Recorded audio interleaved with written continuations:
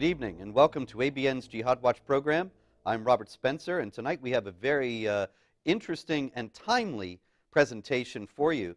It has been in the headlines recently that People for the American Way, a well-known far-left advocacy group here in the United States, has petitioned John Boehner, the Speaker of the House, with a petition consisting of 178,000 signatures, asking that Congresswoman Michelle Bachmann not be reappointed to the House Permanent Select Committee on Intelligence. Now, Bachmann's crime, as far as the People for the American Way goes, is that she called several months ago for an investigation into Muslim Brotherhood infiltration into the United States government. Now, why this would concern a far-left group so much that they would not want Bachmann reappointed to the House Permanent Select Committee on Intelligence is an interesting example of the Leftist-Islamic alliance and the fact that leftist elements in the United States are not only working with, but are actively collaborating and enabling collaborating with and enabling Islamic supremacist groups in the United States. The Leftist-Islamic alliance is something that many people have noticed, but few people have explained, and no one has explained it more cogently, more compellingly, and more fully than our guest tonight, Dr. Jamie Glazov. Dr. Glazov, of course, is the editor of FrontPageMagazine.com, and he is the author of one of the most important books that has been written over the last 10 years, and that book is United in Hate. United in Hate is a deep exploration of the Leftist-Islamic alliance and an elucidation of what it is that these groups see in each other that makes them seek each other out as colleagues and partners when they superficially seem to be so very different and so very far apart. And so, Jamie, are you with us? It's a great pleasure and privilege to be here with you, Robert. Well, thank you very much. It's an honor to have you, and I hoped that you would explain from United in Hate what exactly is going on here. We can discuss, in the first place, why People for the American Way is targeting Congresswoman Bachmann and what the circumstances of that targeting are.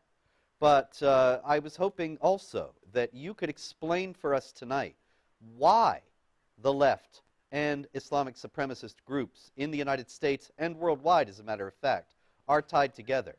And so tell me, in the first place, United in Hate, you wrote that in what year? 2009 it was published, but in many ways, Robert, I've been writing this book since I was 13 years old. But, you know, it took me a couple of years, but it was published in 2009.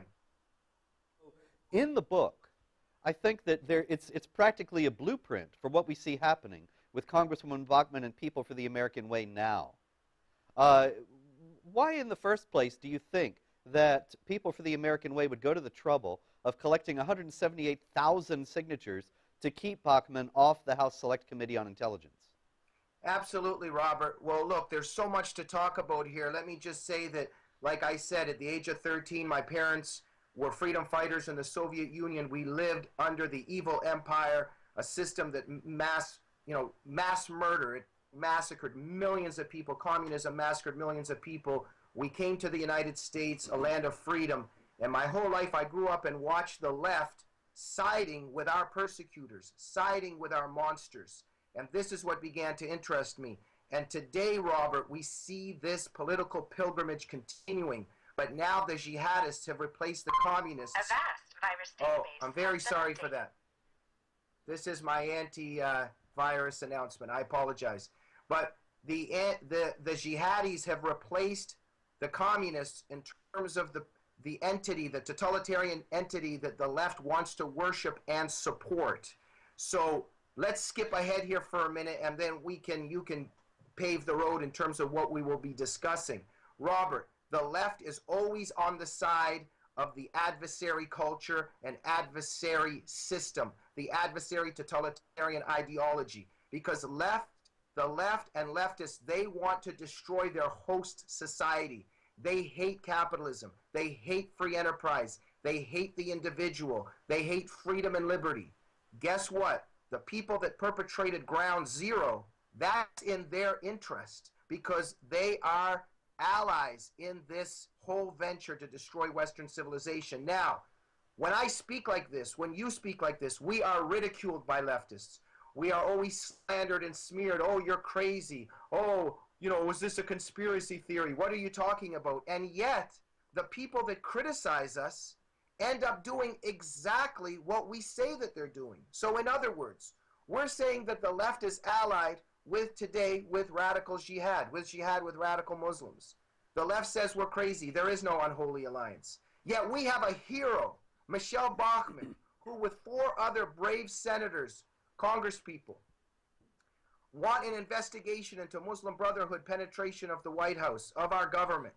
Instead of siding with Michelle Bachmann, they want her gone, because if you stigmatize the resistance to jihad, as you have explained, Robert, then you're enabling jihad. So by crippling the voices, by crippling the actions of those people who want to protect our society, the left is enabling our enemies. Is this not the unholy alliance? So today we see a hero, Michelle Bachmann, who this petition is against her now. She's on this intelligence committee. She's a hero. She should be chairing that committee, as you said the other day in your wonderful and brilliant article at Front Page. But the unholy alliance is right before us, Robert. The left is crippling our attempt to fight jihad. Now, we know from a captured internal document that was released during the Holy Land Foundation trial, the trial of the largest Islamic charity in the United States at that time. In 2007, when the Holy Land Foundation was on trial, there was a raid of its offices, and much of the material that was found there was released. One of the most noteworthy documents that was found in that raid was an explanatory memorandum about the goals and strategy of the Muslim Brotherhood in the United States. And it said, and I quote, that the brothers must understand that their work in the United States is a kind of grand jihad in eliminating and destroying Western civilization from within and sabotaging its miserable house so that it falls and Allah's religion reigns supreme over other religions. Now, what you're saying is that the left hates America and hates Western civilization so much that they are interested in impeding anybody who is trying to stop that Muslim Brotherhood program from being implemented. Is that right? Absolutely, Robert. And the explanatory memorandum that you bring up is crucial. This is not us saying it. This is the Muslim Brotherhood saying that it's going to and wants to destroy the United States from within. It's talking about all its plans on how it can do it. And also, by the way, it includes manipulating these leftist groups, so they're useful idiots and part of the whole plan. And yet the left, even though when you present this evidence to them, is still on these people's side. It is because they want to destroy this society. Let me give you an example. Look, leftists in general, they want to build their classless utopia on this earth. They're dreaming of socialism. They're dreaming of abolishing capitalism. They want their classless utopia. The jihadists want their Sharia utopia. Both of those utopias need to be built on the ashes of the earth that they want to destroy. So they share this common ground of ground zero, because it is on those ashes that they will build their paradise. And you know what I find so interesting, Robert, and intriguing, is that whenever I talk about this, I look at the comment sections of leftists who follow me and slander me and smear me and people like you and great heroes like David Horowitz and Pamela Geller, Brigitte Gabriel, and they laugh at me. The other day I was watching some of their commentaries, and they were saying, oh, as if a classless society is so bad. This idiot is trying to demonize a classless society. Robert, in other words, they support building a classless society. But Robert, we know from the history of the 20th century, from the millions and millions of people that were sacrificed on the altar of utopian ideals, we know that a classless society is inseparable from its terrorist component. There has to be Stalinism. There has to be Mao. There has to be the Khmer Rouge. So, while they ridicule us for warning about the classless society, they want to build the classless society. But Robert, the only way you build a classless society is by destroying capitalism and free enterprise. No wonder it wasn't just the Palestinians that were handing out candies after 9/11. It was the American left that was celebrating, and I documented in United in Hate. David Horowitz has documented it on Holy Alliance. We had everyone from Norman Mailer to Oliver Stone to Eric Foner. The left, there was a cheer and a glee in the left, because on the ashes of ground zero is where they will build their classless utopia. So you have this shared interest between the left and jihad that has replaced the romance of the left with communism. And again, we're seeing it today. We have the evidence of the explanatory memorandum. We have heroes like Michelle Bachmann pointing at Huma Abedin, Muslim Brotherhood. Huma Abedin's father, her mother, her brother, Muslim Brotherhood. She worked for an organization, Institute of Muslim Minority Affairs, for 12 years, the editor of a journal for that institute. Muslim Brotherhood. Why isn't there a security clearance for this deputy chief of staff for Hillary Clinton? And instead of looking into those people, the left wants to demonize the people that want to look into these enemies of the United States in our government today. And it's very worrying, Robert. Okay, but let me play devil's advocate for a minute. You mentioned Huma Abedin. Now, Huma Abedin is the top aide to the Secretary of State, Hillary Clinton. And as you have said, she worked for a Muslim Brotherhood organization for 12 years. Her parents and her brother are active in the Muslim Brotherhood. She has never repudiated the Brotherhood, never distanced herself from the Islam as it is that is practiced by her family. And so there's certainly every reason for suspicion that she is also affiliated with, or at very least sympathetic to, the Muslim Brotherhood. But all that said, Huma Abedin is not in the government. She is an aide to the Secretary of State. There's no indication necessarily that she has any influence on the Secretary of State's outlook or policies. As far as I know, she just keeps her appointments, makes sure she gets from here to there, and so on. And so really, aren't you just exaggerating this whole problem? Or shall we say, isn't Congresswoman Bachmann exaggerating this whole problem? Robert, she is inside the loop. This is the Alger Hiss phenomenon. We had Alger Hiss during the Cold War at the right-hand side of Roosevelt. Because of him, all of Eastern Europe was lost when they gave him to Stalin. Let's forget what you have access to. And by the way, let's discuss who has access to what, because those other names that, by the way, Michelle Bachmann was concerned about. Yeah, well, that's what I wanted to get to. Absolutely, and we'll be discussing all of them. Absolutely, but let's just talk about Huma Abedin. You're at the right-hand side. You're hearing all the conversations. You're able to whisper things into the ear of the highest officials. And here's the key. I know you're just playing the devil's advocate, but if people just say, oh, well, she doesn't have access to this document or this document, the crucial thing here is that she is inside the loop. And why can't there just be a security clearance? That's all number one. That's the first step. Why isn't there a security clearance to an individual that's at the right-hand side of Hillary Clinton and has Muslim Brotherhood connections to an organization that itself is screaming from the rooftops that it wants to impose Sharia throughout the world, which means the destruction of the United States and its Constitution? Why is a person like this in our government? We should have other people in our government. You should be speaking to Hillary Clinton's ear. So should Nani Darwish. So should David Horowitz, Frank Gaffney, Daniel Pipes. Those are the people that are supposed to be Hillary Clinton's deputy chief of staff. Well, you know, Jamie, I think you raise a very important point, many very important points in that. I mean, one of them is we can clarify this simply by making an analogy. That if the Secretary of State of the United States had a top aide whose mother, father, and brother were in the Ku Klux Klan, and who had worked for a Klan organization herself for 12 years, I expect there would be quite a bit of outcry in the mainstream media calling for the resignation of the aide, if not of the Secretary of State herself. And the fact that there is absolutely none about this indicates that there is charitably a tremendous moral myopia on the part of the left and on a part of the mainstream media that is dominated by leftists, or a complicit acknowledgement that this is something that is actually to be desired, to be fostered.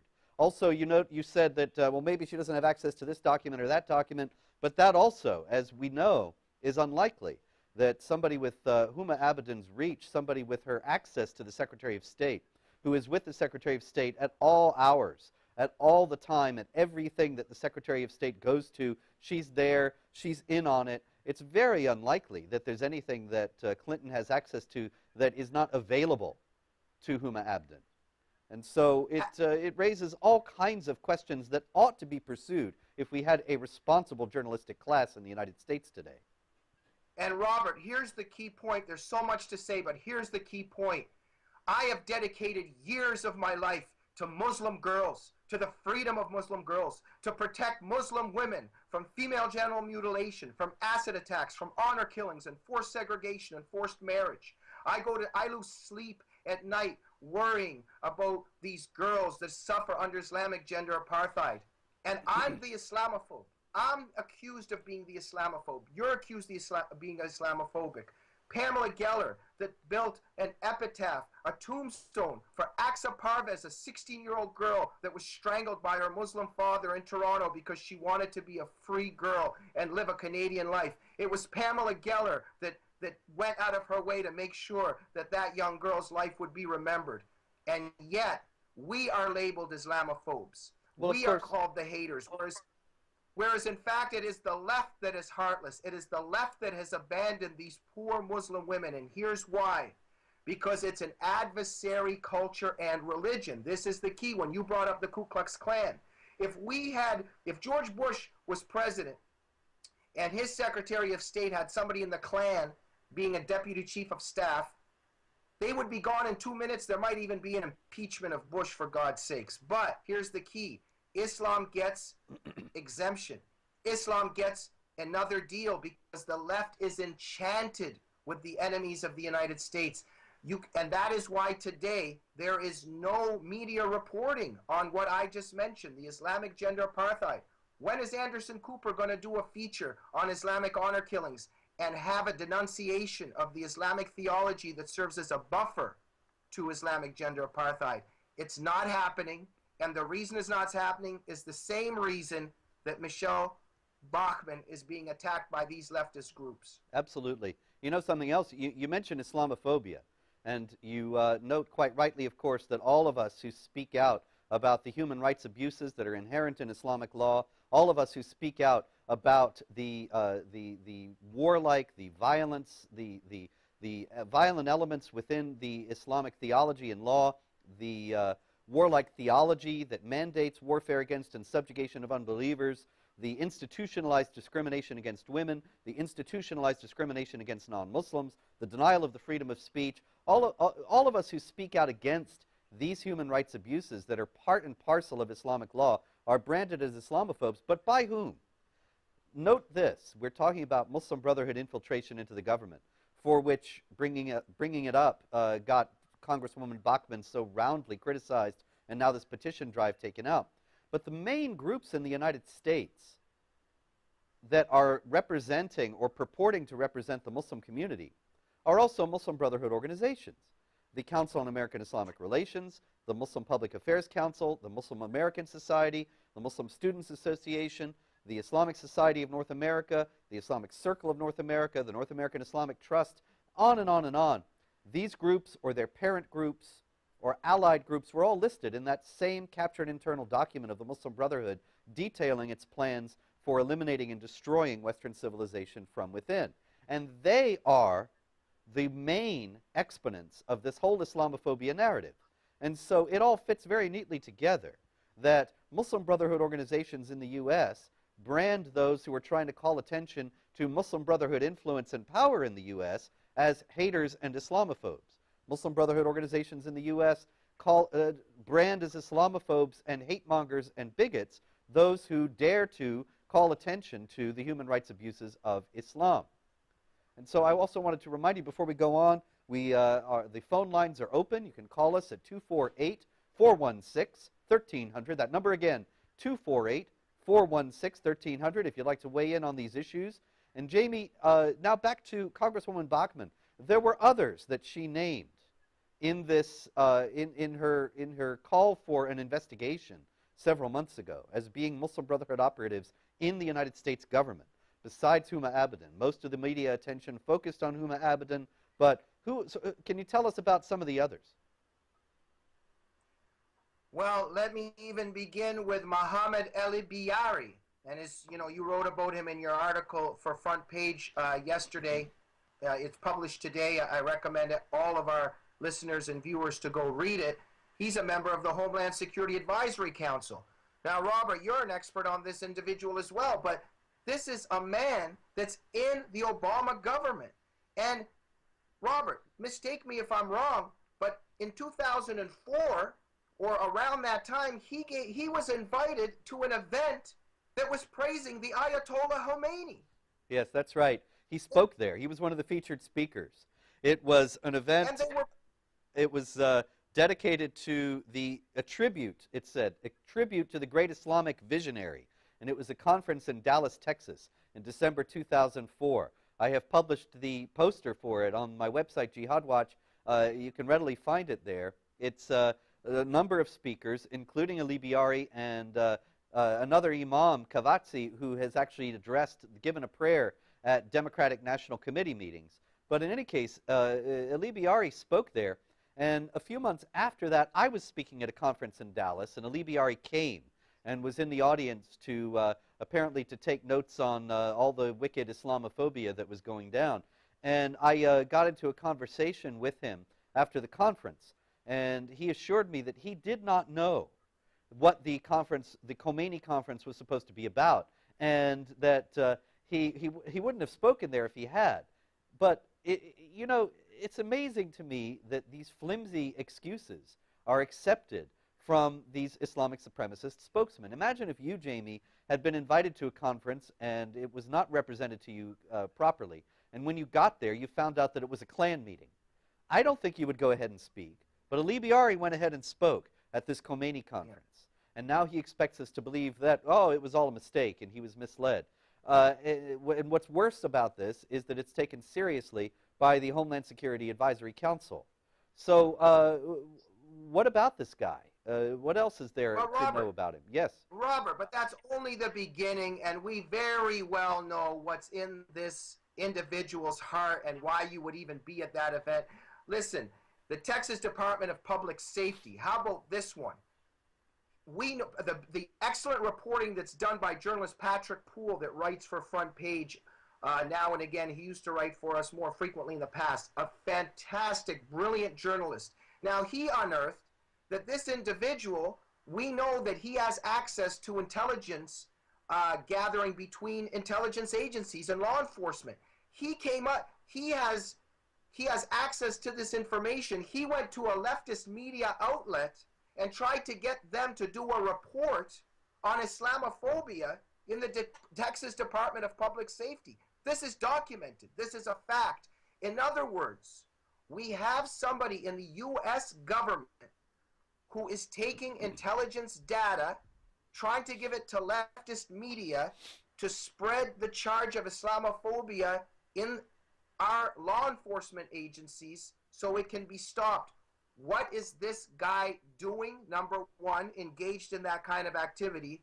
Number two, what is he doing in the American government? Number three, why is this not being discussed tonight on the front page of the New York Times, on Anderson Cooper, on Piers Morgan, on MSNBC? You would think that this would be being discussed because it's Ali Biyari, correct? Ali Biyari. My pronunciation sometimes isn't immaculate. We know who you mean. This individual and what he is engaging in, Robert, is the fertile soil for more Fort Hoods. Because what it's doing is it's crippling the people that are trying to point the picture at trying to point their finger at the threat. It's demonizing and crippling them and allowing the Nidal Hassans to get their ammunition and to come in shooting. And this is a very dire situation. And Michelle Bachmann is a hero for pointing her finger at this situation. And it is shameless and shameful that our media and even our government is demonizing her. It is indeed. And it's shameful also that the Speaker of the House, John Boehner, has repudiated her in calling for an investigation of Muslim Brotherhood infiltration into the government. He has said that that was out of line and she shouldn't have done that. You got to wonder, you know, what's Boehner thinking, if he's thinking at all? Is he compromised himself in some way? Is he being blackmailed? Does he really think that somebody like Muhammad Ali Biari or somebody like Huma Abedin or somebody like some of the others that are named in Bachmann's statements of concern, that they don't matter, that the evidence is not there? I have no idea what he could possibly be thinking. What do you think is going on in the Republican Party that they're not getting behind Bachmann?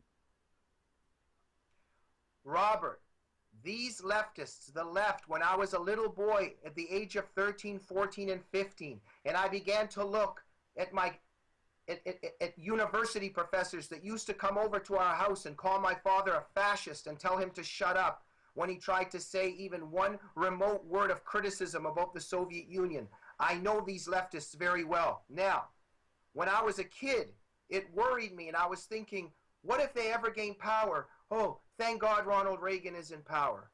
Today, the people that frightened me, that horrified me, these people are in our government. They are leading our government, and they have taken control of the media. The left has succeeded, Robert, in molding the boundaries of our debate. What the left has done is achieve this, that if you say one word of criticism of an adversary culture, of an adversary religion, of a totalitarian ideology, you are immediately labeled a racist and a bigot. They have succeeded in this. And so there is a Stockholm syndrome in our government, in our Republican Party even, where people are terrified and afraid not to be cool or to be accused of being a racist. So again, Fort Hood, we had a psychiatrist, a doctor, Nidal Hassan, giving lectures that unbelievers should have acid poured down their throats. Nobody complained because they were afraid of being labeled a racist. And because of that, because of those boundaries of discourse that the left has shaped, we know what happened at Fort Hood. And that's why the silence is occurring in our government today, because there is a terrifying fear among so many people in our media and government of being branded by this brush. And you know that very well, Robert, because you're not afraid, David Horowitz isn't afraid, Pamela Geller is not afraid, and you're paying the price for it. Jamie, you know, what you're saying is really extraordinary.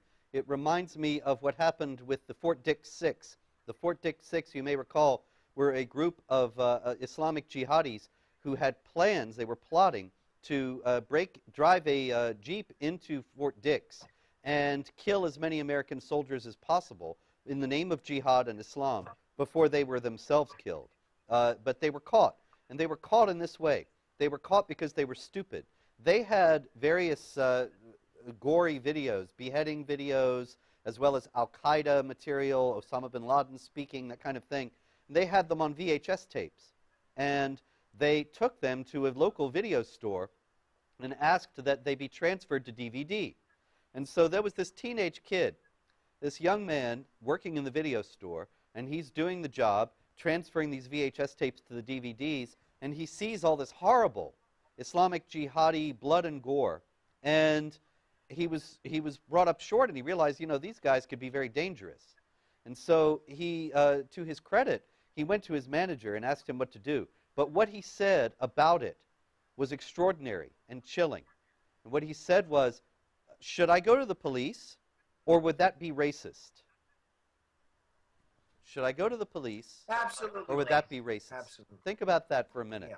But what's really the worst thing about what you're saying is that Boehner, the Speaker of the House, the leader in government right now of the Republican Party, the only opposition party of any significance in the United States, and he's manifesting the same kind of cowardice and fear before the politically correct juggernaut. It's astonishing.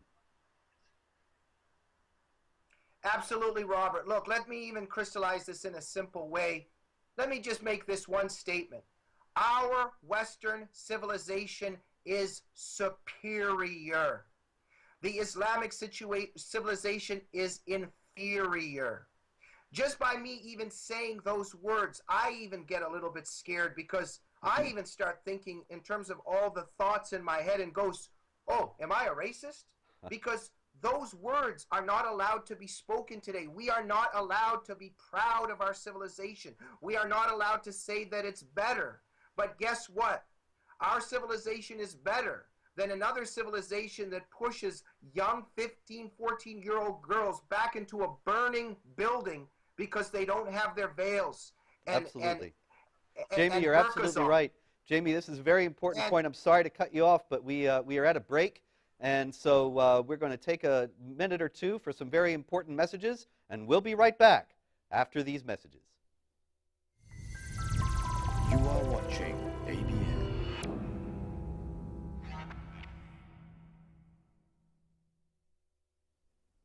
Hi, this is David Wood from Jesus or Muhammad.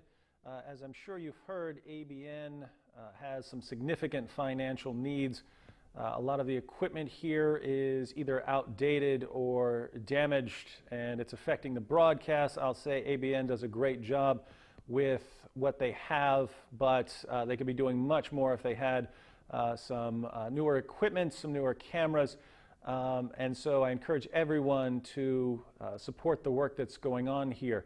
We'd like to have more broadcasts, more shows, more programs, and we can only do that through financial donations. And so I encourage everyone out there to contribute whatever you can. And beyond all of this, apart from the technical needs, there's also the security needs, given the increase in threats. And so if ABN is going to continue carrying on this work, they're going to need your support, as they always have.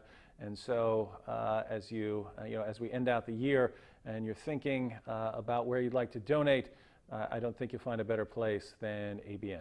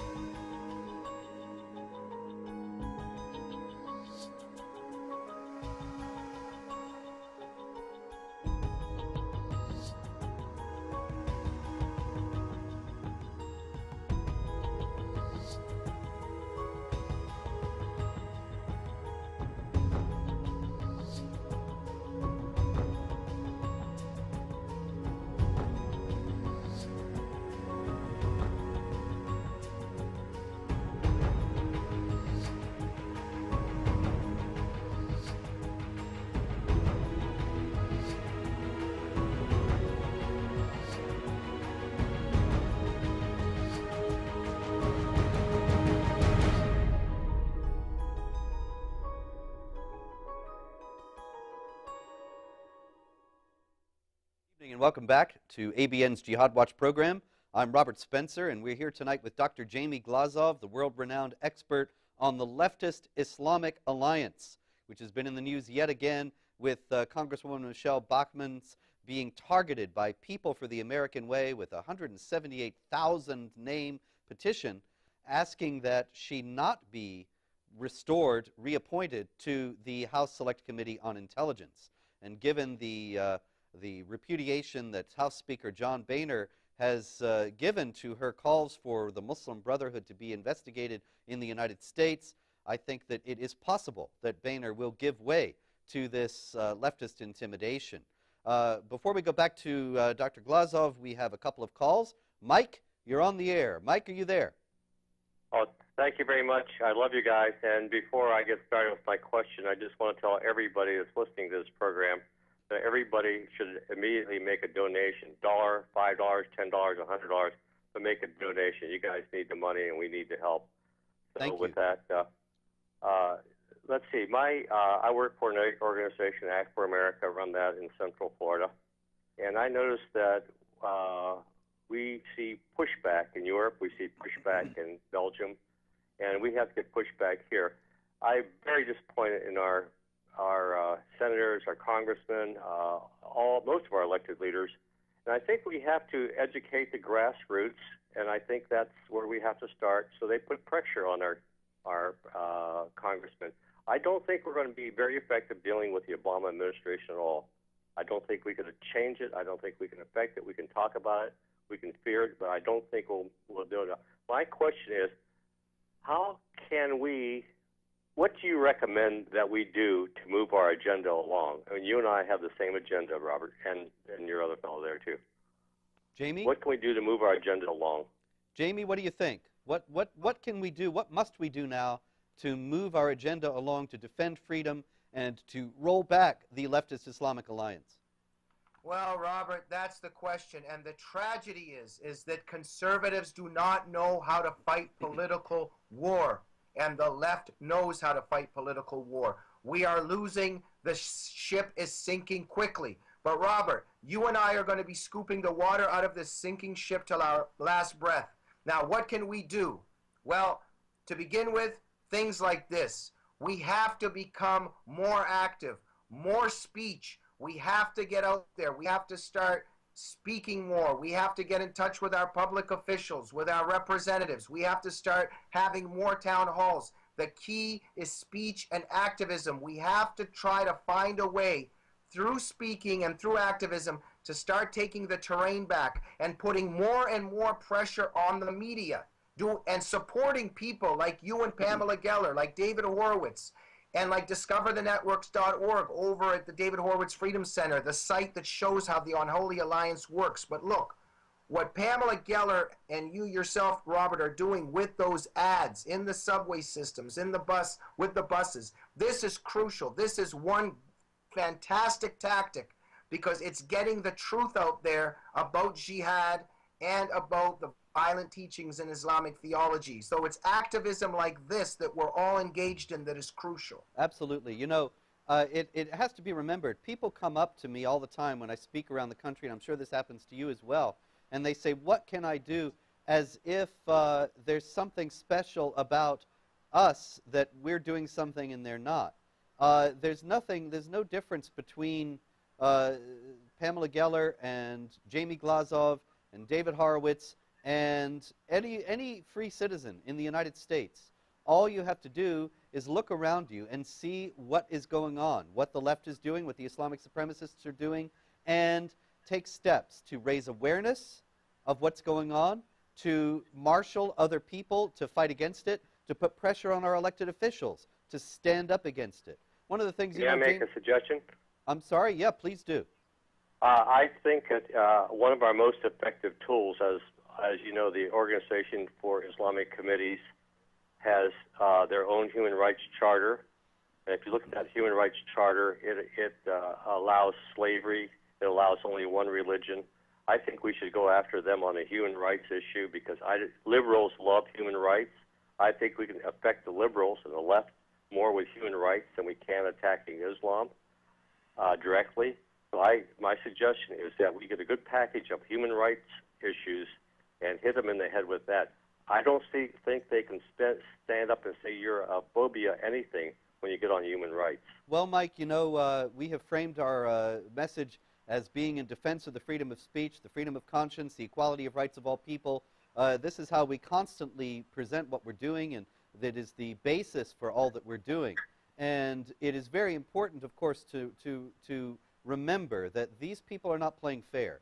The human rights issue is a very good way to show up the hypocrisy of the left and the hypocrisy of the Islamic supremacists. At the same time, what we have to do is get enough of a forum, even to be able to be heard. And see, this is where, Jamie, you mentioned the ads that Pamela Geller has put in subways and buses and so on, and some of them that I have helped develop, and I'm very proud to be able to say that, because what she's doing and what Congresswoman Bachmann is doing by calling for investigation of the Muslim Brotherhood in the United States government, both are different ways to break out of the reservation. The left is perfectly happy to let conservatives speak if we are just, you know, listening to Rush Limbaugh, talking to small groups of fellow conservatives, and we're just in our circumscribed place and not affecting the larger culture.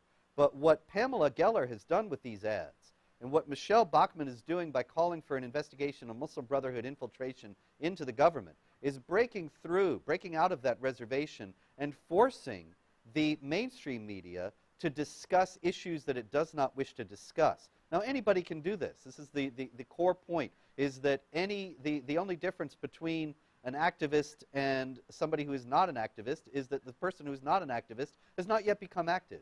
But all you have to do is see where you can break out of the reservation and where you can force a public discussion, a public debate about these issues that the left would rather leave aside. Now, you're very right, Mike, that one of them is the human rights abuses that are fostered by, that are furthered and propagated by groups like the Organization of Islamic Cooperation, as they call themselves now, and they do that in the name of Islamic law. And so for the left to be focused on helping out a group that institutionalizes this kind of dehumanization and discrimination against women and non-Muslims and so on is completely at variance with its stated principles. Although I think Jamie has a very important point to bring to bear about how they both share an authoritarian and totalitarian impulse that is at variance with the stated principles of justice and human rights and so on.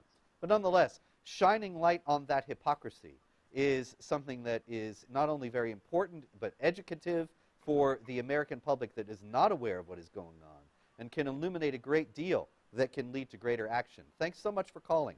And now we have another caller. I bless you guys. I love you guys. You're wonderful. Thank you so much. Thank you. You too. Thank you. And, Robert, can I say something very quickly? Please do. Please do.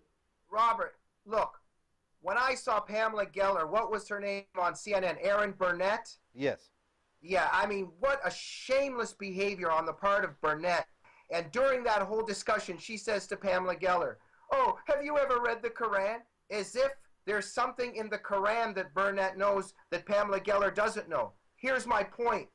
We should have had 200,000 people sign a petition and send it to CNN and confront Burnett on the Quran and what she knows on the Quran and provide the quotes, provide the teachings, and demand in a huge petition, the same way the left is making a petition against Michelle Bachmann. We make petitions every day against Geraldo, the way he treated Pamela Geller, the way you're treated, the way Burnett treated Pamela Geller, and we confront these people in our media with petitions of hundreds of thousands of people signing them, demanding for them to take a stand on human rights, on the teachings of the Quran that preach hatred of the kafir and the infidel, and on Islamic gender apartheid, etc., etc. I'm just saying, here's a good example where we are not doing anything as conservatives. Yes, Jamie, you know, I remember very well the clip that you're talking about because Pamela and I put together a documentary about the Ground Zero Mosque controversy, and that clip is included in the documentary. You can find that on Amazon. But what's really remarkable, because that led to my seeing that clip and several others that are in the documentary hundreds of times as we were putting the thing together, and so I practically have it memorized. Erin Burnett then had on a Muslim spokesman, and she asked him, is there some verse in the Quran that some people think is violent, as if there were just one? And the guy actually then says that there are a lot of erroneous translations out there, as if Osama bin Laden and Khalid Sheikh Mohammed and Anwar al-Awlaki and thousands and thousands of other Islamic jihadis around the world are committing violence in the name of Islam because of erroneous translations. The absurdity of it boggles the mind. And one wonders, is Erin Burnett really that ignorant? And of course she may be, but that's our job, to pierce through that ignorance. And look, and let's bring up an analogy. Imagine a TV anchor saying to somebody, "Haven't you ever read Mein Kampf?" and you know, even the way that Burnett was speaking, it was almost with tears in her eyes about the Quran, and the assumption, the premise between the lines is that there's this just beautiful book. Why aren't you reading it and understanding it? They need to be confronted with your work, with David Horowitz's work, with Pipes's work. They need to be confronted with the Quranic teachings, and CNN and these institutions need to be confronted with petitions. That's just one example where they either confront these people or they fire these people. This is just complete unprofessionalism that a freedom fighter hero like Pamela Geller is spoken down to by a completely ignorant person who herself has never read the Quran, and Yeah. she still has a job. Well, you know, Jamie, that brings us to, I think, the main point.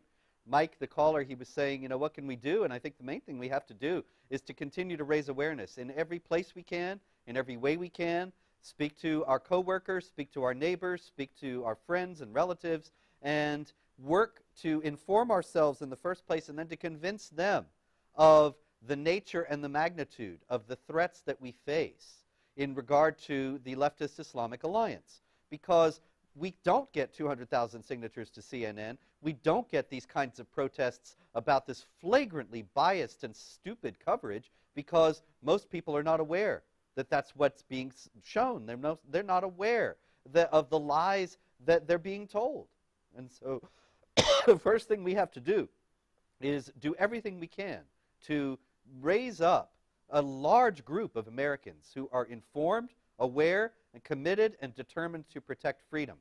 We have another caller. Jim, you've been very patient. Are you still with us? Jim? I'm still here. I'm still here, Robert. Hey, Jim. Thanks for calling. Okay, sir. I think you've mostly answered my question. I did tune in a little bit late, but basically I decided a while back that nobody could be that naive. I mean, nobody could fail to read 911 or 4.74 or Surah 61, 10 through 13, and all of the rest of it. I mean, it's so clear. It says it so clearly. Absolutely, yes. And so 98, Al-Kufurun. I'll probably mispronounce that. But Kafirun, you know yeah, exactly they haven't read it. They don't know what's in there. I mean, even the nature of, in the particular clip that we've been discussing, even the nature of Erin Burnett's question, when she asked the Muslim spokesman, is there some verse in the Quran that's objectionable? When we know there are over 100 jihad verses. There are many verses. There are 3 places where it says, kill the pagans wherever you find them. There is another verse that's separate from those 3 that talks about waging war against and subjugating the Jews and Christians, making them pay a special tax. There is 2 other places talking about beheading the unbelievers, and dozens and dozens and dozens of other passages enjoining the Muslims to fight against the unbelievers in terms that are unmistakably about military warfare, not about spiritual warfare or having discussions with them or something of that kind. And so it's only ignorance. It's perhaps a willful blindness, yes, but it's absolutely inexcusable at this point that our media spokesman and government and even law enforcement is determined not to examine this material. And Robert, if I could interrupt quickly, a point that you make that's so important, because then the leftist comeback is, and there has to be a comeback because the totalitarian enemy has to be exempted and forgiven and exonerated. But they'll then say, but this is a misunderstanding. You have to understand the larger context. They're misunderstood. You're not getting the right message. Here's the key. Instead of sermoning Robert Spencer and Pamela Geller and the messengers or the warners in our society about misunderstanding, is you yourself always stress this vital point. You go and confront the terrorists that are quote-unquote misunderstanding. You confront every jihadi. Every time there's a terrorist attack, you go to the Muslim world and confront the people who are perpetrating these violent attacks and confront the teachings that inspire these attacks. Don't attack the people that are warning us about these attacks. Attack the theology that's causing the attacks. Absolutely, Jamie, absolutely. And you know, it's funny, you mentioned that they always say that when we quote the Quran that we're taking something out of context. Just today, Mohammed Morsi, the president of Egypt, the Muslim Brotherhood president of Egypt, there was recently, last January 3rd, which is now 13 days ago, almost 2 weeks ago, the Middle East Media Research Institute published a video from 2010 in which Morsi calls Jews bloodsuckers and apes and pigs. Now, of course, we know that the Quran, in chapter 2, verses 63 to 65, chapter 5, verses 59 to 60, and chapter 7, verse 166, calls Jews apes and pigs. And so Morsi, as a pious Muslim, was just quoting the Quran. But it's nonetheless, it's hateful words, it's incitement to violence, and it's obviously something that civilized people should not countenance. And so here's the president of Egypt calling Jews apes and pigs, as well as bloodsuckers and all sorts of other things, and making it clear where he stands his deeply rooted Islamic anti-Semitism. The mainstream media said nothing about it, but then Richard Behar at Forbes wrote a very incisive piece in which he detailed how much the mainstream media was ignoring this, perhaps goaded and embarrassed into action. The New York Times reported on it a few days ago, and now it's become a big controversy. And Morsi said that his statements were taken out of context. Now you got to wonder, what does he think? I mean, he must think we're morons. What kind of context makes it justifiable to call Jews apes and pigs? What kind of context it makes that okay? And what's really worse about it is that the mainstream media will take this seriously and have no problem with it. But, Robert, here's the key. This is very, very serious. It's not just a whole bunch of leftists in some university. They're in the White House. We have an American president who pulled the rug from under the feet of Mubarak, telling him he needs to go. When Morsi comes into power, cancels out the power of the judiciary, and arrogates power to himself, makes himself a tyrant. Sharia is on the way in Egypt. Egyptians go into the streets and start demanding freedom. They're cracked down on, and Obama doesn't say one word. Instead, you know what he does? He makes a deal to send F-16s to Morsi. This is showing where our president, where our administration stands. This is the unholy alliance. It's not just Sean Penn visiting Castro or Chavez. This isn't just Noam Chomsky embracing Nasrallah in Lebanon. This isn't Naomi Klein at The Nation writing Bring Najaf to New York in one of her columns for The Nation magazine.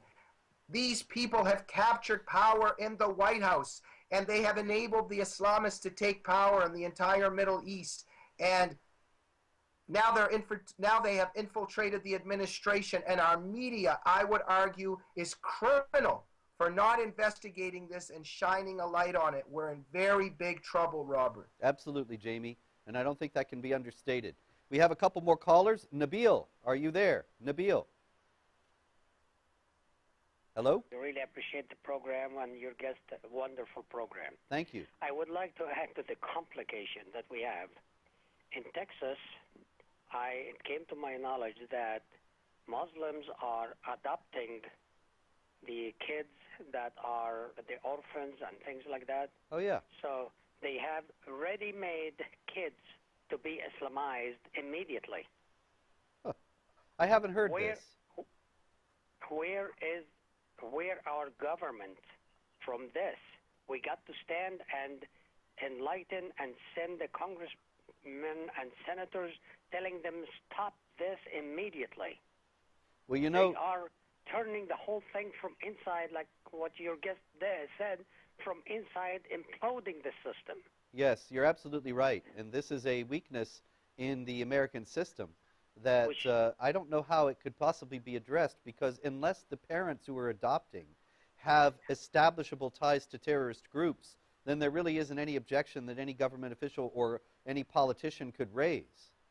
Because we refuse. Well, Nabil, you know, you see, this is how false ideas lead to bad policy. That because we are not willing to recognize in the political system the political and supremacist aspects of Islam, and the fact that it's much more than just a religion, we cannot take any legislative action against it, because all of it is blocked on the basis of the First Amendment freedom of religion. Nobody seems to recognize it's very important that everybody's freedom of religion be granted, but where the religious entity crosses over into the political sphere, then it ought to be subject to all the requirements the political groups are required to meet. And so it ought to be held to all these standards and given all the scrutiny and accountability of political groups. But this is not happening. Islam prohibits adoption. Yes, that's right. Islam prohibits adoption. Yes. We got to expose this issue because they are using our system for their advantage and you know, they make the means justify the what is it? The ends justify the means. The ends, yes. But they want to Islamize from our system. But we got to educate our government, say Islam prohibits adoption. Absolutely, yes. That's something that's based in the Quran when Yes. Muhammad married the ex-wife of his adopted son, and people were saying, well, you violated the laws of consanguinity. You can't marry a relative like that. And so he said, well, he got a revelation, a convenient revelation from Allah, that's in chapter 33 of the Quran, saying that adopted sons are not natural sons, and so there's no relation, and so he could legitimately marry his son's ex-wife. Yep. Thank you. Thank you, Nabil. Thanks for calling. Jamie, do you have any comment? Look, I would just say that the key point here is, again, the left has molded the boundaries of debate in such a way that you cannot say anything about Islam today. And so, therefore, when Geraldo speaks down to Pamela rudely and disrespects her and says to her, oh, you're just a provocationalist, you're just trying to get a lot of attention. Who cares let's even hypothetically say that somebody's trying to provoke and get attention. It's not the issue. Now, first of all, we know that that's not what Pamela's doing that and why. But what kind of a counter argument is that? We need to confront these people and say this. Forget about the accusations of getting attention or being provocational. Here's the question. When the Fogel family was sliced up by those Palestinian kids and those toddlers were sliced up, are those people who perpetrated that crime savages? Yes or no? Of course. And is that savagery based in a book that teaches that Jews should be killed and Kafirs should be subjugated or executed? And that's where we have to start pressing and pressing and pressing and pressing that issue to get to the basis of the Quran. But the reason we can't is because the left has succeeded in our society to say, oh, wait a minute. If we admit that there's something wrong with the Quran and Islam, then we have to end up concluding that our civilization is better, that Judeo-Christian tradition is superior, and that it's worth protecting and saving. And that's a step that the left does not want us to take because it wants to destroy our society. And so therefore we demonize people like Pamela Geller. Let me finish with this. Aaron Burnett, have you no shame at last? Because I will say this, my heart is still with Aksa Parvez. I lived in Toronto during that time. That 16-year-old girl only had a number in a field put to her memory because her family tried to push her into invisibility. And Pamela Geller ended up bringing memory to that little girl's life and built the tombstone for her in Jerusalem. And I want to ask Aaron Burnett, how many efforts have you made? How many tombstones have you built for the victims of honor killing? You should be ashamed of yourself. You should be thanking Pamela Geller for what she's doing rather than speaking with idiocy and ignorance about the things that you're speaking about. Absolutely. Well said, Jamie. I think we've got a little bit of time for one more call right now. Zahare, are you there? Hello? Zuhair, yes, I am. Zuhair, sorry about that, but hello. Hello. Please go ahead. Yes, Robert. I have a question for you and your friend Jamie there. Yes. My question is very simple. How come are you so they're what? So upset and afraid of Islam? Why is there such a fear of Islam? Are you obsessed about and afraid of Islam? People are afraid of Islam because Yes. Muslims will kill you if you get out of line. And that's the bottom line. Not only will Muslims kill you, but they will do what we've been discussing to a great degree over the last few minutes, that they will assassinate your character. If they don't kill you in the United States, they will destroy you. They will defame you and smear you, make you out to be a bigot and a hate monger so that decent people don't want to have anything to do with you. Most people are too afraid to stand up against that and to take it and to keep going. But we have to get other people who we have to get over being afraid. And remember that the signers of the Declaration of Independence of the United States of America pledged their lives, their fortunes, and their sacred honor for that great cause. And if we're not willing to give our lives, our fortunes, and our sacred honor, then we will lose. And on that note, it's time again for another break. You're watching ABN's Jihad Watch program with Robert Spencer and our special guest, Dr. Jamie Glazov, and we'll be right back after this. Yeah.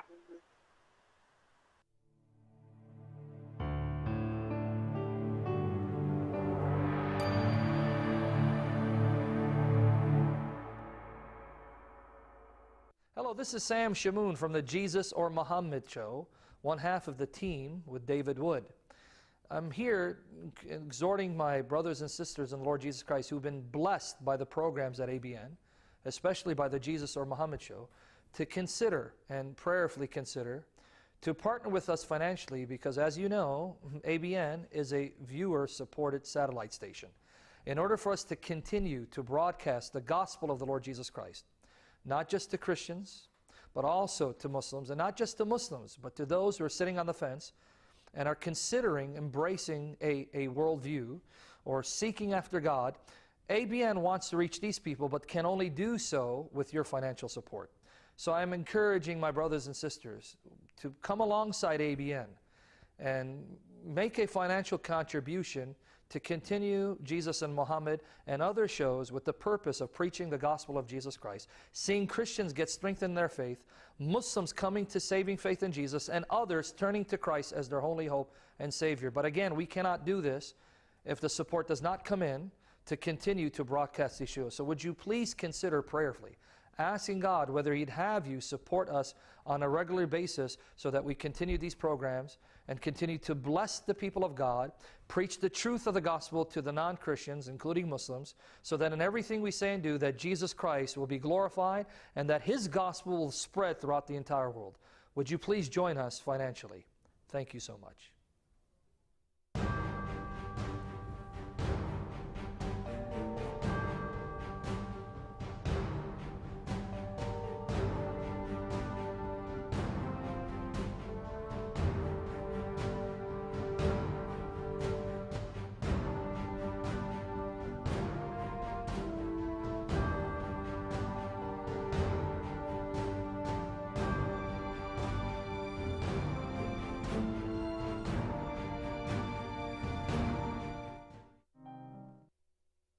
We're back. Robert Spencer here for ABN's Jihad Watch program.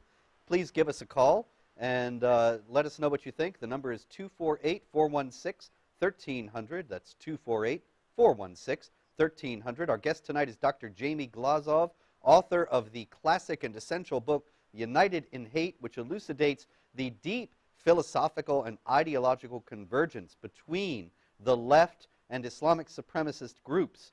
That is the topic of what we're discussing here tonight, focusing on the left's attack on Michelle Bachmann as personified by the People for the American Way, 178,000 signatures on a petition to House Speaker John Boehner asking that he not reappoint Bachmann to the House Select Committee on Intelligence because of her great crime of raising the possibility that Muslim Brotherhood operatives may have infiltrated the U.S. government, and calling for an investigation.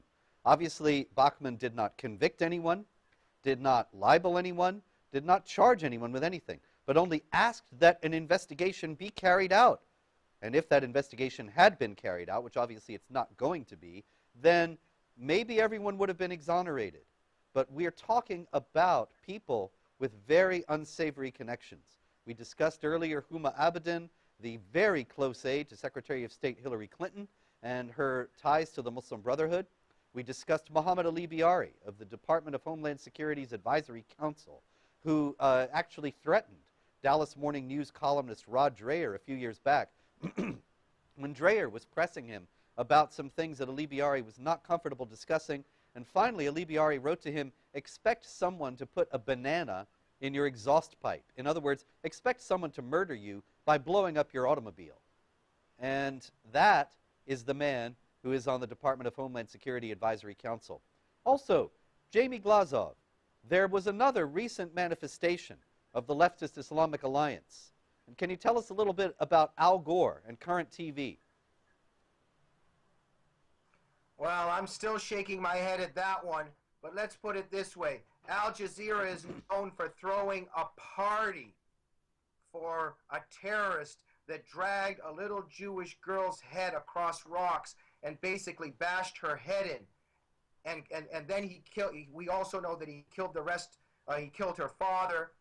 And Al Jazeera threw a party for this man, and Al Gore is handing his television station over to Al Jazeera, and didn't hand it over, by the way, to Glenn Beck, because their ideologies weren't compatible according to Al Gore. But apparently the ideologies with Al Jazeera are compatible. So that actually vindicates everything that you wrote in your book and everything in United in Hate that the left has scorned for all these years about how they have an ideological convergence with Islamic supremacists. It's vindicated there because Joel Hyatt, the co-founder and partner with Al Gore of Current TV, said that they see eye to eye with Al Jazeera. They have an ideological agreement with Al Jazeera, but they could not sell to somebody they did not have an ideological agreement with, and that ruled out Glenn Beck. And so you have an American patriot dedicated to preserving constitutional freedoms and values versus what has been dubbed Terror TV, a network that features as its most popular TV personality the Sheikh Yusuf al-Qaradawi, the most influential and popular Islamic imam in the world, who has praised Hitler and called for Allah to kill all the Jews down to the very last one. This is somebody that they have an ideological convergence with. Jamie, at very least, I would be saying that it seems as if Al Gore has endorsed your book, United in Hate. Absolutely, Robert. Look, the Unholy Alliance is right before our eyes. Go to David Horowitz's site, discoverthenetworks.org. It shows and documents all these networks of the left and how they're working together with Islamists. This latest Al Gore, Al Jazeera charade that's going on. It's just, the whole thing for me, Robert, is tragic and heartbreaking because people like Michelle Bachmann are being demonized rather than people like Al Gore. People that are standing up for the freedom of our society and trying to protect our society are being attacked and slandered. Look, we have a president of the United States that's sending F-16s to the Muslim Brotherhood. We have a president of the United States that's not saying a word about what's happening to Christians in Egypt, about the genocide of Christians throughout the Middle East, in Sudan. If he's a Christian, if he's a real Christian, when is he going to say a word for what's happening to Christians under Islamic Jihad? And that gentleman earlier that asked, why are we afraid of Islam? You know, I often like to answer that with, name me the name of one victim of acid attacks in the Muslim world. Name me the name of one honor-killing victim in the Islamic world. They are heartless. They have no heart. And I will say this, here's why I'm afraid of Islam. Fakhra Yunus, a Pakistani woman who committed suicide last March, an acid attack on her 10 years ago. She lived in Rome for 10 years, the victim of an acid attack. And her husband that did that to her is treated as a hero and is at flea at large in Pakistan. And the reason he is because Islamic theology serves as a buffer to what he did and the cultural rewards that he wins afterwards. We are on the side of the victims, and we are afraid of Islam because it demonizes women and demonizes non-Muslims. And yes, I am afraid of that. Well, at the same time, we have to remember that at the heart of Islamic supremacism, at the heart of the jihad imperative, is a tremendous cowardice. Because after all, the whole thing is built on a lie. And we know how afraid they are of being exposed. And this is why the Organization of Islamic Cooperation and other Islamic groups are working to try to destroy the freedom of speech that we have in the West. And why the Islamic supremacist groups in the West that are aligned with the Muslim Brotherhood are working so furiously to tar and to smear and defame everybody who stands up, because they're afraid. They know what they're doing is wrong, and they know that they are on the side of lies and hate. And so they have to shut us down, because even though they have all the money and all the power and all the influence, we have the truth. And so we must, I understand Absolutely. the kind of fear you're talking about, but I need to emphasize at the same time, if we stand firm, there is no way we can lose. Absolutely, Robert. Hey, look, I'm just saying that, does it frighten me when I see, and you look back in history and you see a certain ideology that led to the chambers of Auschwitz and Dachau and Buchenwald being built? Yes, absolutely, that scares me. Yes, a religion and ideology that teaches, the hatred of the kafir and infidel. Absolutely. But you're right. The truth will always prevail. And liberty is one of the most strongest forces in the world. So the truth is on our side.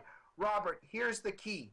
When they sign 178,000 times for a petition against a hero like Michel Bachmann, we have to come back with a 1-2. 300,000 names on a petition to make Michel Bachmann the chair of the Intelligence Committee. Yes, absolutely. Well, there again, it goes back to raising awareness, and that is our great task, so that we can get that army of 300,000 to fight for freedom. We have another caller. Tony, you've been very patient. Are you on the line, Tony? Tony, are you still there? He's gone. Tony, if you'd like to call back, we'll be here right up until the top of the hour. In any case, Jamie, the cause of raising awareness is hampered, as you know, by the fact that all the mainstream media outlets seem to have the same propaganda line. It's not as if you can change from ABC to NBC to CBS and see something different. They all say the same things. And so this is why it's all the more important that alternative media sources like FrontPageMag.com, like Atlas Shrugs, like Jihad Watch, be promoted, be supported by all free people. And what would you say? Tell us a little bit about Front Page and what you offer there that is an alternative to the dreary party line of the mainstream. Thank you so much, Robert. Well, look, what an honor it is for me to work for a magazine run by David Horowitz, one of the greatest heroes of our time. This is crucial to point out, Robert. David Horowitz is a former leftist who left the left and exposed the left. He knows how the left thinks. He knows how it operates. And he began his own fight against the totalitarianism of the left. Now, that's what FrontPageMag.com is. It's a creation of David Horowitz. He's the creator and founder of it. And what FrontPageMag.com does is focus on the war at home and abroad. And basically what that means is we're looking at the enemy that's coming towards us, but we're also looking at the forces inside that are letting them in. And David Horowitz knows that better than anyone else because he was a part of the left and he knows how they think. So FrontPageMag.com is an expert on the unholy alliance, on how leftist forces work. And Robert, so to paint the picture, this is what's happening.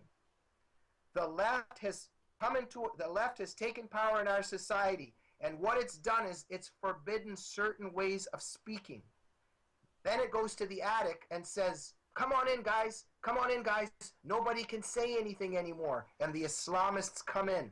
That's how it's working. We can't say anything today about Islam or jihad. Hey, Obama's even taking the words of radical Islam and jihad out of our intelligence manuals, out of our law enforcement manuals, as you know. So the left has succeeded in constricting the boundaries of debate and then letting the enemy in. And FrontPageMag.com, run by David Horowitz, an expert on how the left thinks, is the creator of this magazine. And I'm honored enough to be the editor here. And the reason I care about it so much, Robert, is because my family, my parents stood up for freedom in the Soviet Union. They fought totalitarianism. And what we found in the United States when we came here was that the left was in league with the persecutors of our people. And so that tradition continues today, that the left is in league with the persecutors of Muslim people by Sharia, by Islamic Jihad, and of all other people. And that's what I really want to stress at the end. I consider myself pro-Muslim, Robert. I consider Pamela pro-Muslim, David pro-Muslim, you pro-Muslim, in the sense that we love the Muslim people and we want to come to their defense against the ideology that oppresses them. Absolutely, Jamie, absolutely. It's one of the greatest calumnies of the leftist media that what we do is anti-Muslim, when what they're trying to do, of course, is suggest that what we're doing is simply out of bigotry or hatred against a group of people. And I think, well, okay, I'm fighting for the freedom of speech. I'm fighting for the principle of equality of rights of all people before the law. I'm fighting for the freedom of conscience so that a Muslim can leave Islam if he wishes without being in fear for his life.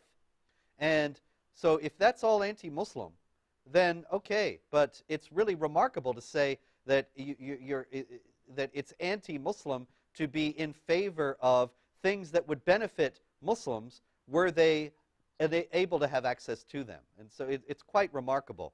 We have Sodi on the line. Sodi, are you there? Hello, can you hear me? Yes, I can. Thank you for calling. Hey, it's really a pleasure to speak to you, Robert, and Jamie. I follow you guys pretty religiously, and I just wanted to say, I really want to see us get over the hump. It just seems, everything you guys are saying, that the leftists and the Islamists they've controlled the debate, and it seems like the tide is getting stronger for them. I just want to give you guys all the encouragement in the world, because it just seems like, we're going to be on the losing end, and I don't know.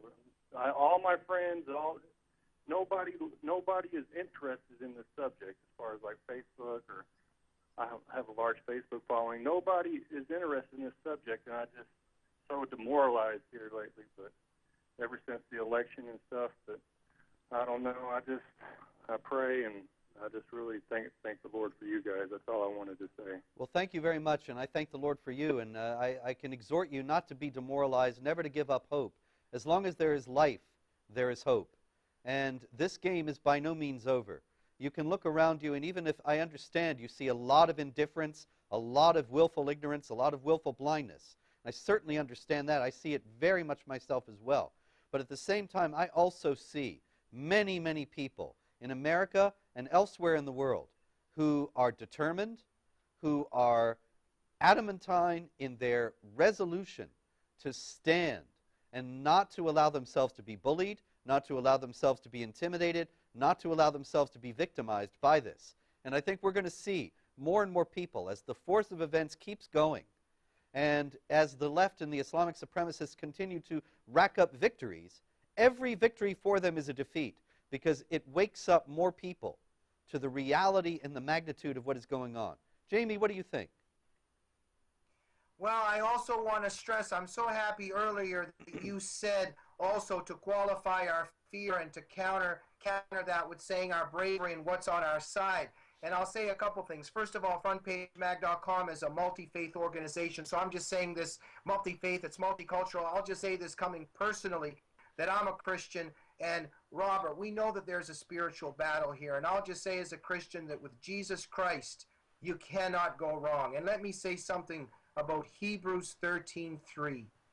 Remember those in prison as though in prison with them, and suffer with them as though you are also suffering. What I mean by that is, let us remember the suffering people, whether it is Muslim people under Sharia, Muslim women under Islamic gender apartheid, Christians, Jews who are the victims of Islamic jihad. If we have our hearts with the victims, something that the left does not do because it is heartless, if we have that heart, if we keep our hearts with the suffering, what I'm saying is this is a tremendous, tremendous, powerful vehicle and force in the battle we face, because there's also a spiritual dimension. What I mean is, let us not forget dignity and integrity and our hearts in this battle with evil. Absolutely, Jamie. You know, this is, after all, this ABN is a Christian network. I'm a Christian, you're a Christian, and I'm glad that you raised this, because there's so many things that resonate. You can take, for example, the Lord Jesus' words in John chapter 16 when he says, the time is coming when those who kill you will think they are offering service to God. And I think that that time is upon us. And the Christian persecution that we are seeing in Iraq, in Pakistan, in Egypt, in Syria, in Indonesia, it is a manifestation of exactly that. And there's one thing, though, that I do want to say to the Christian community in general, and that is this. When I've spoken to Christian groups over the years, I find that very many people say, well, Jesus has won the final victory, and so I'm not concerned. And I think, well, Jesus has won the final victory. There's no doubt about it that this story has a good ending. But at the same time, if we look at the history of the church, the first few hundred years of the Christian church in the world, the centers of Christianity were Rome, Constantinople, Alexandria, Antioch, and Jerusalem. Now, of those five, Constantinople or Istanbul, Alexandria, Antioch, and Jerusalem, Jerusalem, of course, up until 1948 and the establishment of the State of Israel, but the others for 1,000 years or more have been under the occupation of Muslims and have become essentially Muslim cities where the Christians are a tiny and often persecuted minority. My point is this: Jesus is certain to win the final victory, but this does not guarantee that the church is going to survive in any particular place on this earth if the Christians do not stand up and defend what they have. And I'm talking about defense. I'm not talking about anything that is contrary to the spirit of the Gospels. But there is nothing unchristian about defending oneself, defending one's home and family, and defending our civilization, which is a great Judeo-Christian civilization, against the attack and the onslaught of the Islamic supremacists. In other words, it is not, I think, a proper Christian response to sit back and say, well, Jesus is going to take care of everything. That has never been how the Christians have responded to challenges in the past, and it is not how we should do so. Jamie, do you have comment on that? Well, and I will add that absolutely we need to stand with as Christians. We do not forget our persecuted brethren. And let me add, as Christians, who is it our obligation to stand next to? We have an obligation as Christians to stand by the Jewish people, to stand by Israel. And all of us must say, we are Jews. And right now with Israel, that's in the Middle East, and you can just see the enemies surrounding Israel and the attack so imminent. And we have a president of the United States that is supposedly a Christian, and yet he's bullying Israel and more worried about Jewish people building apartments than about Iranians building bombs that are destined for Israel. I'm just also a little bit confused in terms of a Christian president that is not doing what Christianity teaches us, which is to love and defend and stand by the Jewish people. Absolutely, Jamie. I couldn't agree more. Thank you for saying that. This is very important. And we often find there's an increasing, with the growth of Islamic anti-Semitism in the world, there is an unfortunate resurgence of anti-Semitism generally. And Christians, above all, should resist this very strongly. And remember what Paul says in the letter to the Romans, that the gifts and the call of God are irrevocable. And that means that the call of the Jews to be the people of God still stands and is irrevocable. And we, as the ingrafted people of God, have to stand with what Pope Benedict XVI has called our elder brothers. Now, we have one last call before time runs out. Isa, are you on the line? Good evening, Robert. Jamie, how are you guys? Great. Thanks for calling. A question and a comment. Don't you think there's a lot of appeasement that kind of remind me during the Hitler era in World War II? Absolutely. Jamie, what do you think? Is there a lot of resonance with what's going on now and the Neville Chamberlain days of World War II? Absolutely. Look, what can you even say about the latest development? You've got Morsi grabbing power, turning his country into a Sharia tyranny, Christians being persecuted in Egypt, Muslim Brotherhood rape gangs running around rampant, raping women who even show the slightest opposition to Morsi. And what does Obama do? What does Hillary Clinton do? Stay silent. That's what I call at least appeasement, and it's tragic. Yeah, at very least, absolutely. And Isa, you said you had a comment as well. Go ahead, please. Still there? To us over here, I know there's a lot of things about trying to make the world more peaceful, because we, in the eyes, they're trying to make us look like we're the bad guys, and they want to make peace and get everybody all along. But I was just thinking, you know, even if you bring 90% of the Muslims to the Western world and you leave 10% behind, there's still enough over there to push buttons. No matter what you do, the minute they gain ground, they will turn around and turn on you. And these people in the media and the complacent got the most to lose in the end. They do indeed.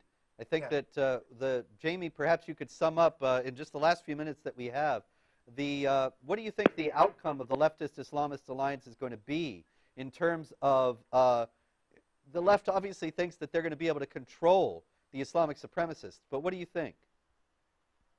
Well, wait a minute. This ultimately, it's a death wish. When you have the leftist feminists going to Gaza to help the terrorists and they ended up getting raped, when you have leftist gays going to Islamist demonstrations against Israel and getting beaten up, when you have leftist Iranians going to build Khomeini's revolution and being slaughtered, when you have American communists going to the Lenin's Soviet Union to build communism and being exterminated by Stalinism, what I'm saying is these totalitarian revolutions always eat their children. But this is the heart of the left, Robert. They themselves want to sacrifice human blood for their ideals. And what United in Hate argues and shows is that in the end, it becomes the leftist blood as well. There's a death wish here. There's a hatred of man for who and what he is. And it's a completely destructive ideology. And that's why Naomi Klein wrote an article in The Nation magazine, Bring Najaf to New York. Najaf was al-Sadr's killing fields. She would be exterminated within 30 seconds of contact with al-Sadr's henchmen, and yet that's the system she wants to come to the United States. It's a very dark death wish, Robert, and today we're seeing it with the left trying to muzzle a hero like Michelle Bachmann. Well, Jamie, I much appreciate everything that you have illuminated for us tonight, and I highly recommend your book, United in Hate, which should be available at any self-respecting bookstore as well as Amazon.com. And you also have another book. What is that one, very briefly? My new book, Robert, is High Noon for America, The Coming Showdown. It's a collection of 28 symposiums that I did with the brightest minds, which included your mind, at frontpagemag.com. And overall, High Noon for America shows what the Obama administration represents and how it's hurting American security, but it also arms you and equips you with the truth and how to do something about it. Fantastic. Jamie Glazov, thank you very much for being our guest tonight on the ABN Jihad Watch program. We've been discussing the Leftist-Islamic Alliance, and for more information about that, see Jamie Glazov's book, United in Hate, as well as his new book, High Noon for America. And that brings us to the end of our time tonight. Thank you so much for joining us tonight, and may God bless you all. This is ABN's Jihad Watch program. I'm Robert Spencer. Till next time, good night.